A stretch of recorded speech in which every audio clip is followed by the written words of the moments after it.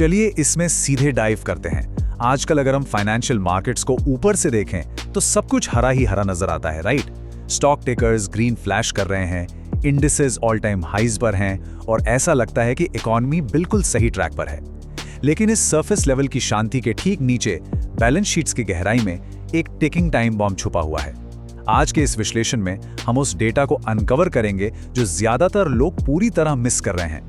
एक ऐसी सच्चाई जो ग्लोबल मार्केट्स के फाउंडेशन को हिला सकती है। ऑल टाइम हाइज को देखना काफी डिसेप्टिव हो सकता है। ये बिल्कुल एक आइसबर्ग की तरह है। जो हिस्सा पानी के ऊपर चमक रहा है वो बस एक इल्यूजन है। असली खतरा यानी स्ट्रक्चरल रिस्क नजर से बिल्कुल बाहर पानी के नीचे चुपचाप बिल्ड हो रहा है। जब मार्केट लगातार ऊपर जाता है तो उसके पीछे के फ्लॉज अक्सर इग्नोर कर दिए जाते हैं, लेकिन डेटा हमें बता रहा है कि एक बहुत बड़ा फाइनेंशियल थ्रेट क्वाइटली तैयार हो रहा है। तो सबसे पहले इस हिडन मार्केट टाइम बॉम्ब को थोड़ा और करीब से समझते हैं। से नहीं आया बल्कि सालों की फाइनेंशियल कॉम्प्लेसेंसी का नतीजा है। ये टाइमलाइन इस पूरे संकट की कहानी बयान करती है। 2020 में शुरुआत होती है जब इंटरेस्ट रेट्स लगभग 0 पर गिर गए। फिर 2021 में आता है रिकॉर्ड बोरोइंग का दौर।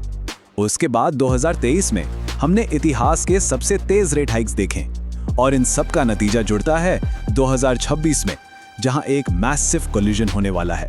अब इस फ्री मनी यानी मुफ्त पैसे के दौर को थोड़ा डिटेल में देखते हैं कि आखिर वहां हुआ क्या था। पेंडेमिक के वक्त जब ग्लोबल इकोनॉमी रुक सी गई थी, तब सेंट्रल बैंक्स ने मिलकर एक ही काम किया। उन्होंने पैसा बिल्कुल सस्ता कर दिया। इंटरेस्ट रेट्स लगभग 0 पर आ गए। उस दौरान जो हुआ उसकी स्केल सच में हैरान करने वाली है। सिर्फ 2020 और 2021 के अंदर यूएस कॉर्पोरेशंस ने $10 ट्रिलियन से ज्यादा के बॉन्ड्स इशू किए। 10 trillion. Airlines, retail chains, real estate firms सबने लगातार डेट लिया क्योंकि पैसा प्रैक्टिकली फ्री था। 2% या उससे भी कम इंटरेस्ट रेट पर बोरो करना एक नो ब्रेनर लग रहा था। और यहीं से शुरू होती है 2026 की डेट मैच्योरिटी वॉल की कहानी। कॉर्पोरेट बॉन्ड्स हमेशा के लिए नहीं होते। ज्यादातर बॉन्ड्स एक फिक्स्ड 5 से 7 साल की मैच्योरिटी साइकिल के साथ आते हैं। जब एक बॉन्ड मैच्योर होता है तो बोरो किए गए पूरे प्रिंसिपल अमाउंट को वापस करना पड़ता है। और यही वो ट्रैप है जिसमें हजारों कंपनीज फंस चुकी हैं। सोचिए, 2021 में इजीली 2% पर बोरो किया गया। 5 साल के टर्म को मस्त एंजॉय किया। लेकिन अब आता है तीसरा स्टेप, 2026 में मैच्योरिटी का सामना करना। अब कंपनीज के पास सिर्फ 2 रास्ते हैं। या तो पूरा पैसा वापस करें, जो ज्यादातर के पास कैश फॉर्म में है नहीं, या फिर आज के अग्रेसिवली हायर रेट्स पर उस डेट को रीफाइनेंस करें। तो आइए इस रीफाइनेंसिंग के ब्रूटल मैथ को थोड़ा और डीपली समझते हैं। इन एब्स्ट्रैक्ट कॉर्पोरेट बिलियंस को हम एक एवरीडे लाइफ के एग्जाम्पल से लिंक करके देखते हैं। मान लेते हैं एक आम परिवार जिन्होंने फिक्स्ड रेट पर होम लोन लिया था। जब उनका फिक्स टर्म एक्सपायर होता है और नया रेट लगता है तो उनकी मंथली ईएमआई अचानक रातों रात 3 गुना बढ़ जाती है। परिवार का सारा डिस्पोजेबल इनकम गायब हो जाता है और बैंक्रप्सी की नौबत आ जाती है। ठीक यही सिचुएशन आज बड़ी बड़ी कॉर्पोरेशंस फेस कर रही हैं। जब उनका एग्जिस्टिंग डेट एक्सपायर होगा तो नए रेट्स पर इंटरेस्ट पेमेंट्स 3 गुना हो जाएंगे और उनके सारे प्रॉफिट मार्जिन्स पल भर में वाइप आउट हो जाएंगे। एक स्पेसिफिक एग्जांपल इस टेबल के जरिए देखते हैं। अगर 2021 में किसी कंपनी ने $1 बिलियन बोरो किया 2.5% रेट पर, तो उनका एनुअल इंटरेस्ट कॉस्ट $25 मिलियन था। लेकिन वही सेम $1 बिलियन का डेट जब 2026 में रीफाइनेंस होगा 7.5% रेट पर, तो नया एनुअल कॉस्ट हो जाएगा $75 मिलियन। एक ही डेट पर कॉस्ट सीधा $50 मिलियन पर ईयर ज्यादा। ये किसी भी बिजनेस के प्रॉफिट मार्जिन्स को पूरी तरह खा जाने वाला मैथ है। 3x, 3 गुना। ये सिर्फ एक छोटा सा मल्टीप्लायर नहीं है, ये एक डिस्ट्रक्टिव फोर्स है। और हैरानी की बात यह है कि ये किसी एक आइसोलेटेड कंपनी की कहानी नहीं है। ये पूरे S&P 500 और फॉर्च्यून 1000 का सिस्टेमिक रियलिटी बन चुका है। हर वो कंपनी जिसने उस फ्री मनी फेज में डेट उठाया, उन्हें इस 3 गुना इंटरेस्ट रेट शॉक को झेलना ही पड़ेगा। और इस शॉक का स्केल इस चार्ट में देखिए, जो सच में डराने वाला है। 2024 और 2025 के मुकाबले ग्लोबल कॉर्पोरेट डेट का लगभग $3 ट्रिलियन एक ही साल 2026 में मैच्योर होने वाला है। एक ऐसी मैसिव और ग्लोबल रीफाइनेंसिंग क्यों बन रही है जहां सभी को एक ही वक्त पर एक्सपेंसिव नई कैपिटल की जरूरत पड़ेगी। ये पूरी इकोनॉमी के लिए एक बहुत बड़ा चोक पॉइंट बनने वाला है। इस सब का सीधा रियल वर्ल्ड असर कहां होगा?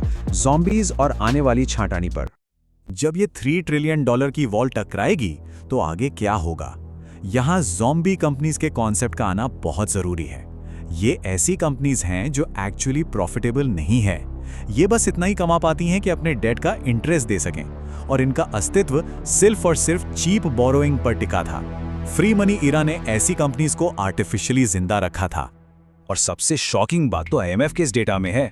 ग्लोबल लेवल पर 15 से 20% लिस्टेड कंपनीज एक्चुअली ज़ॉम्बीज हैं। हर 5 में से एक कंपनी। जब ये कंपनीज 2026 में नए लोन्स के लिए जाएंगी तो इनका क्रेडिट रिस्क इतना हाई होगा कि उन्हें या तो 10 से 12% के डिस्ट्रेस रेट्स पर लोन मिलेगा या फिर लेंडर्स उन्हें साफ इनकार कर देंगे। जब ऐसी रीफाइनेंसिंग फेल होती है तो एक चेन रिएक्शन अनफोल्ड होता है। सबसे पहले अग्रेसिव कॉस्ट कटिंग शुरू होती है, फिर मास लेऑफ्स। हमने टेक और रिटेल सेक्टर्स में जो रीसेंट लेऑफ्स देखे हैं वो शायद इस आने वाले क्रेडिट मार्केट टाइटनिंग का सिर्फ एक वार्म अप थे। और आखिर में जब कुछ काम नहीं आता तो चैप्टर 11 यानी सीधा दिवालियापन।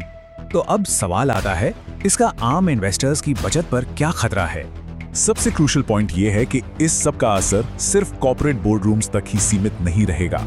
ये रिस्क वहां छुपा है जहां हम सबसे सेफ महसूस करते हैं, म्यूचुअल फंड्स, SIP पोर्टफोलियोज, यहां तक कि हमारे रिटायरमेंट प्लान्स जैसे EPF, PPF और NPS। इन सभी इंस्ट्रूमेंट्स का एक बड़ा हिस्सा इन्हीं वल्नरेबल कॉर्पोरेशंस के बॉन्ड्स और इक्विटीज में इन्वेस्टेड होता है। जब ज़ॉम्बी कंपनीज गिरना शुरू करेंगी तो बॉन्ड नैव्स और स्टॉक प्राइसेस दोनों क्रैश होंगे, जिसका सीधा असर आम आदमी की सेविंग्स पर पड़ेगा। ये एक ऐसा डेटा पॉइंट है जो मेन स्ट्रीम मीडिया में अभी तक मोस्टली अनएक्सपोज्ड है। लेकिन सच्चाई ये है कि ये सिर्फ वॉल स्ट्रीट की प्रॉब्लम नहीं है, ये एक एवरीडे रिटायरमेंट प्रॉब्लम है।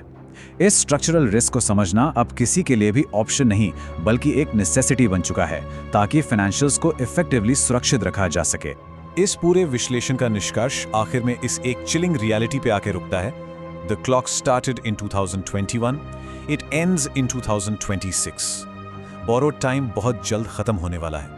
जब 2026 की ये रीफाइनेंसिंग वेव आएगी तो ये पूरी इकोनॉमी का टेस्ट लेगी। एक आखिरी सवाल जो हम सबको खुद से पूछने की जरूरत है वो ये है, क्या हमारे पोर्टफोलियोज इस आने वाली दीवार से टकराने के लिए सच में तैयार हैं?